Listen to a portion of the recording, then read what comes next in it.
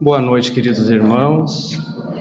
Sejamos todos bem-vindos à nossa casa, o Grupo Espírita Allan Kardec, aqui carinhosamente que chamamos do nosso GEAC.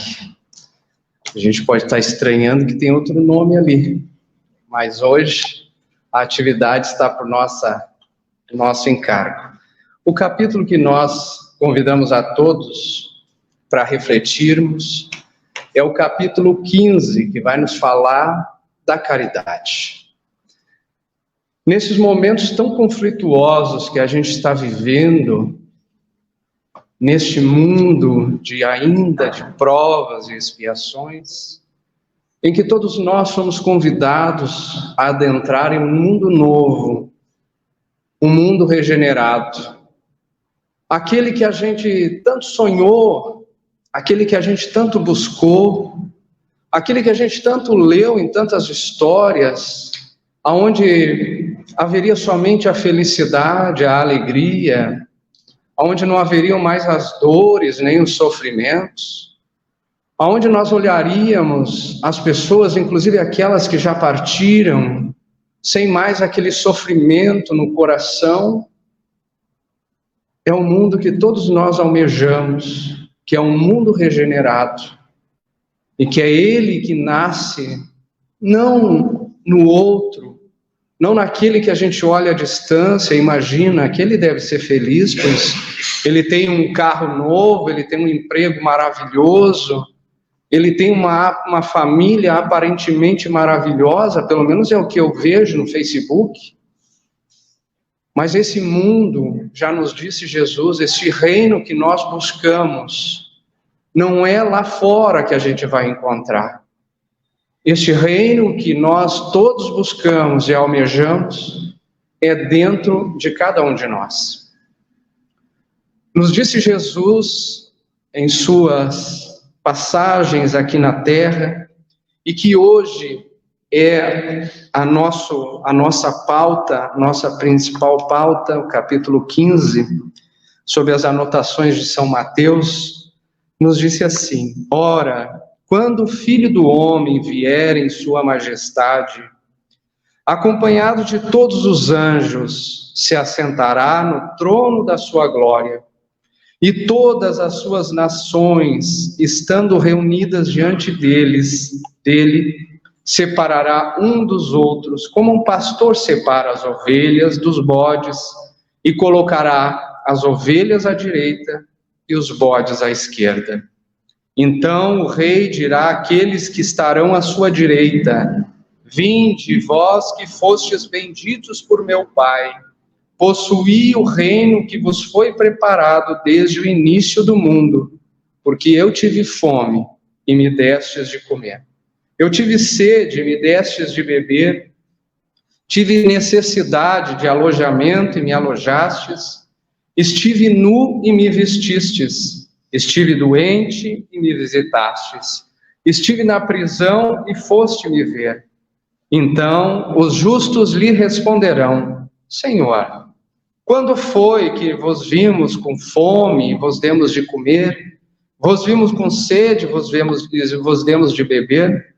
Quando foi que nós vos vimos sem teto, sem alojamento, sem roupa e vos vestimos?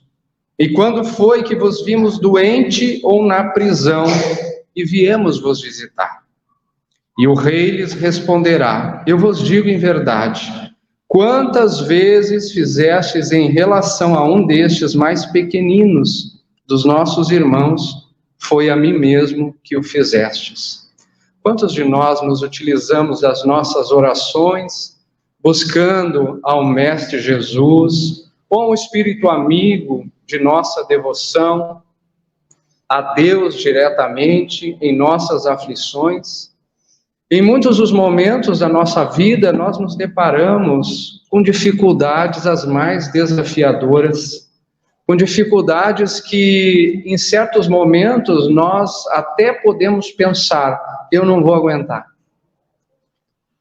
No mundo que nós vivemos, neste momento, são tantos desafios, são tantos convites que nos são feitos de forma das mais variadas, em que não poucas vezes somos convidados a refletir sobre os nossos ideais.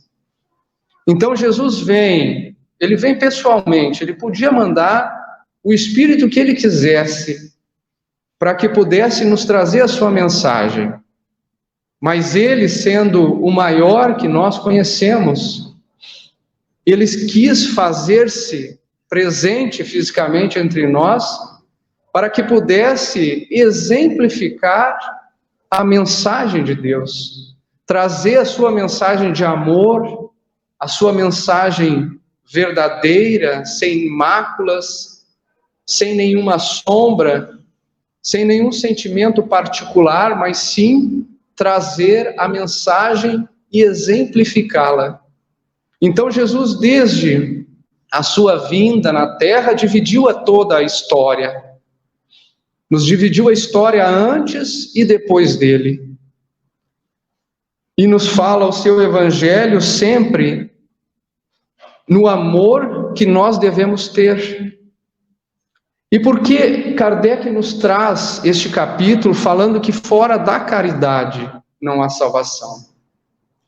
A maioria de nós, provavelmente, a gente vem de uma crença religiosa aonde falava-se que fora da igreja não havia salvação, né? Como muito bem elucidado em alguns filmes, não é?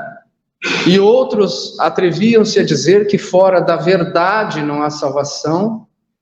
Primeiramente, a reflexão que nós fazemos é sermos salvos de quê? Sermos salvos, salvação do quê, exatamente? Salvação das nossas dificuldades, das nossas interpretações equivocadas, daquilo que nos prende ainda mais a este plano de provas e expiações, quando que só cabe a nós poder superar as adversidades que nós trazemos, e cada um de nós sabe das nossas dificuldades, não é? Poder salvar-se é poder conseguir ascender acima das dificuldades mundanas, daquelas dificuldades que nós observamos quando, especialmente, olhamos com os olhos da matéria. Porque se nós nos reconhecemos como espíritos que realmente somos, nós sabemos que a vida terrestre é uma vida passageira e que com ela nós teremos as oportunidades de nos realinharmos, de nos entrarmos em contato com essa lei maravilhosa, que é a lei amorosa de Deus, e que nos oportunizará, quantas vezes forem necessárias, o retorno a este plano, aonde nós teremos as condições de nos reatarmos com aqueles que nos têm ainda na condição de inimigos, com aqueles os quais nós causamos dificuldades, e quem sabe até aqueles nos reencontrando com aqueles que nós causamos algo e que agora nos é oportunizado esta harmonização, não é? Mais adiante, nesta mesma mensagem de São Mateus, nos diz assim, depois deste diálogo: Senhor, né, quando foi que nós vos vimos com fome, com sede, na prisão, com frio, etc., né? E Jesus nos diz: eu vos digo em verdade, todas as vezes que destes a um doente o medicamento, na prisão, foste visitar, aquele que tu agasalhastes, foste a mim mesmo que tu o fizestes. Então, nesse diálogo com o doutor da lei, ele, tendo se levantado, não é, disse-lhe para o tentar: mas mestre, o que é preciso então para que eu faça para possuir a vida eterna? Jesus lhe respondeu: o que é que está escrito na lei? E ele diz: o que tu lês na lei? Então ele responde: amareis o Senhor vosso Deus de todo o vosso coração, de toda a vossa alma, de todas as vossas forças e de todo o vosso espírito, e vosso próximo como a vós mesmos. Jesus lhe disse: respondeste muito bem, fazei isso e vivereis. Mas esse homem, querendo parecer que era justo, disse a Jesus: e quem é meu próximo? Tomando a palavra, Jesus lhe disse, e vai nos contar a parábola do bom samaritano. Então imaginemos aquele lugar árido, perigoso, deserto, né? Em que vem aquele jovem, imaginemos com o seu cavalo, com o seu burrinho, né? Com os seus pertences sobre ele, naquele lugar desértico, muito conhecido pelos perigos que apresentava, e eis que surge ao longo do caminho alguns salteadores, em que pegam aquele homem, o machucam, levam todos os seus pertences e o deixam ali à beira do caminho, semi-morto, desmaiado, inconsciente, não é? Então aconteceu que um sacerdote que vinha descendo por aquele mesmo caminho, olha aquele homem, observa que ele está ferido, percebe ele ali, mas finge que não viu e prossegue o seu caminho. Um homem religioso passa por aquele que está caído pelo caminho, observa-o e prossegue. Logo em seguida, veio um levita também pelo mesmo lugar e segue semelhante à mesma cena. Observa o irmão caído, percebe o seu sofrimento, as suas dores, ali semi-morto, e prossegue o seu caminho também. Mas um samaritano que viajava também naquelas mesmas paragens, sente em seu coração condoído quando observa aquele homem caído, olha para ele como um irmão e vai ao seu encontro, trata as suas feridas, ajusta ele na sua montaria e o leva para uma hospedagem. Chegando lá, ele que seguia outro caminho, o deixa aos cuidados daqueles hospedeiros, paga-lhes um adiantamento e ainda diz: eu preciso seguir o meu caminho, mas quando retornar, se houverem despesas além das que eu paguei, eu o ressarcirei, mas cuidem bem desse homem. Então Jesus olha para aquele doutor da lei que o interroga e faz o seguinte questionamento: qual destes três vos parece ter sido próximo daquele que caiu nas mãos dos ladrões?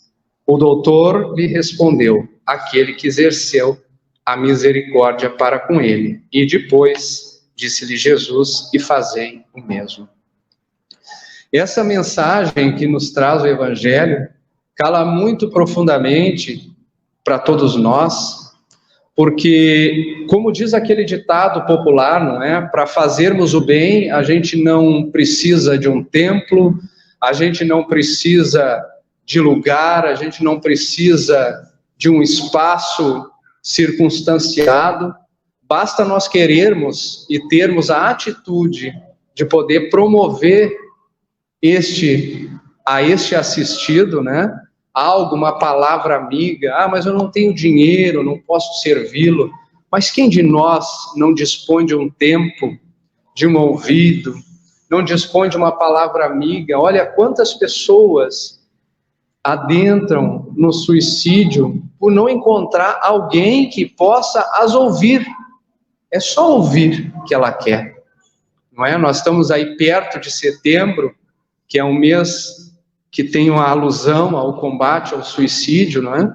E nós vamos lembrar de tantas situações tão equivocadas da sociedade e que o egoísmo e o orgulho, que são essas chagas tão ainda enraizadas no nosso meio, nos causa tanta dificuldade, nos deixa acima, nos coloca falsamente acima do nosso irmão que está ali caído. Então, o Evangelho de hoje nos fala deste tema da caridade. A caridade que é o amor conseguindo atuar, conseguindo agir, conseguindo se sobressair sobre o egoísmo, sobre as nossas vaidades, sobre as nossas dificuldades, não é? Mais adiante, dentro deste mesmo capítulo, vai nos falar do maior mandamento. E aí nós vamos lembrar daquela epístola de Paulo, que é um verdadeiro poema quando nos fala da caridade. Diz o benfeitor: ainda que eu fale todas as línguas dos homens, e mesmo as línguas dos anjos, se eu não tiver caridade, eu nada serei. Ou serei como um bronze sonante e um símbolo retumbante, e quando eu tivesse, mesmo que eu tivesse o dom da profecia, penetrasse todos os mistérios e tivesse uma perfeita ciência de todas as coisas, quando tivesse ainda toda a fé possível, até transportar as montanhas, mas se eu não tiver a caridade, eu nada seria. E quando tivesse distribuído meus bens para alimentar os pobres e tivesse entregue meu corpo para ser queimado, e se não tivesse a caridade, de nada isso me serviria. A caridade é paciente, a caridade é benfazeja, a caridade não é invejosa, não é temerária, não é precipitada, não se enche de orgulho, não é desdenhosa, não procura seus próprios interesses, não se melindra, não se irrita com nada, não suspeita o mal, não se regozija com a injustiça, mas se regozija com a verdade. Tudo suporta, tudo crê, tudo espera, tudo sofre. Agora, essas três virtudes, a fé, a esperança e a caridade permanecem, mas entre elas a mais excelente é a caridade. E por vezes nós podemos imaginar que fazer a caridade é só lá fora, é só com os nossos irmãos que estão passando por dificuldades econômicas, que eu vou assistir através de um alimento que é muito importante. Quantos de nós conseguiria manter a nossa atenção neste tema se a nossa barriga agora estivesse roncando? Como nós vamos falar da mensagem do Cristo para aquele que está com fome? A caridade material é significativamente importante, mas é aquilo que eu dou quando eu faço, aquilo que eu tenho é quando eu faço a caridade material. Eu dou daquilo que eu tenho, mas a caridade mais difícil, aquela em que nós somos mexidos lá no nosso interior, é aquela caridade moral, porque eu tenho que dar não do que eu tenho fisicamente, mas daquilo que eu sou. E aí é onde cala profundamente em nossos corações. O que eu faço daquilo que eu já sei? Como me comporto fora da sociedade espírita? Porque nós trazermos a mensagem do Mestre Jesus em um lugar onde nós todos estamos buscando a mesma sintonia, a mesma vibração, aonde todos nós buscamos, almejamos algo melhor, estamos de coração aberto, receptivos aos benfeitores amigos que estão aqui nos atendendo, se torna uma tarefa um pouco mais fácil. Mas quando nós olhamos na rua e alguém para atrás do nosso carro, nos buzina, aí vem outro e comenta algo que não é verdadeiro, e houve uma maledicência, e houve uma notícia dizendo que vão liberar isso, ou que vão proibir aquilo, que vão mexer nos nossos, nosso dinheiro, que vão mexer nas nossas economias, e aí nós começamos a vibrar das mais variadas formas. Então, a mensagem do Cristo, na tarde de hoje, vem nos fazer este convite. Sejamos caridosos com os outros, mas também com nós mesmos, buscando conhecer a sua mensagem, mais que isso, buscando praticá-la diante daquilo que nós já conhecemos.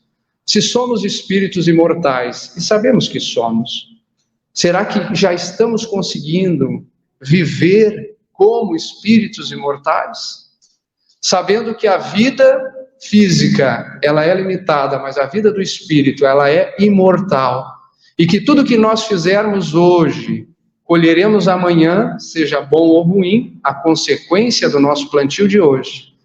E que o nosso plantio de ontem, nós estamos hoje obrigatoriamente colhendo aquilo que nós plantamos. Se todos nós, enquanto humanidade, tivéssemos esta consciência, não haveriam guerras, não haveriam sofrimentos, não haveria fome, não haveria a injustiça, porque o amor reinaria e reinará. Quando nós olhamos tantas dificuldades diante das sociedades do mundo inteiro, não poucas vezes nós ouvimos de nossos irmãos, mas o mundo está pior. Não, as coisas estão piores, a pandemia não ensinou nada. As pessoas parecem que embruteceram ainda mais. Mas o que nos diz o Evangelho? O que nos diz o Livro dos Espíritos? Nós podemos regredir em nossa evolução? Nós todos sempre evoluiremos, no máximo estagnaremos por alguns momentos, mas evoluiremos sempre. Quando Chico Xavier nos traz, através da sua psicografia, o livro Brasil, coração do mundo, não é? Pátria do Evangelho, em outras palavras, está nos dizendo que o nosso amado e querido Brasil é o grande hospital da humanidade. Para onde que são enviados os enfermos, aqueles que estão com dificuldades? Não é para os hospitais? Se o Brasil é o grande hospital da humanidade, é o grande coração do Evangelho, nós estamos recebendo nossos irmãos aqui. E cabe a todos nós, especialmente os espíritas, que tivemos a oportunidade de conhecer o Evangelho do Cristo da forma como que nós temos o acesso de conhecer, de podermos também contribuir com esta paz que todos nós almejamos. Queridos irmãos, que possamos refletir sobre este tema, que possamos também lermos o capítulo 15 do Evangelho, trazendo também as nossas considerações e as nossas conclusões.